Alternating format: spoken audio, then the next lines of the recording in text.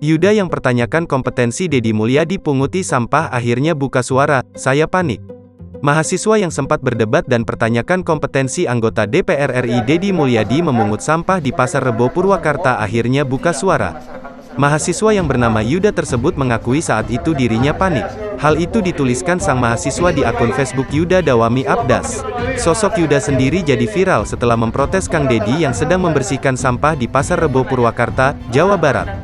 Saat itu Yuda menanyakan kewenangan dan kompetensi Kang Deddy membersihkan sampah di pasar. Kang Deddy sempat geram menghadapi Yuda yang banyak berteori. Apalagi Yuda mengklaim dirinya mewakili warga Purwakarta. Mantan Bupati Purwakarta itu bahkan berulang kali menyebut gaya bicara Yuda terlalu ketinggian dan angkuh.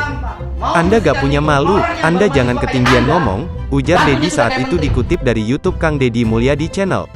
Tak hanya sekali, Kang Deddy beberapa kali menegur keras Yuda yang dianggapnya angkuh.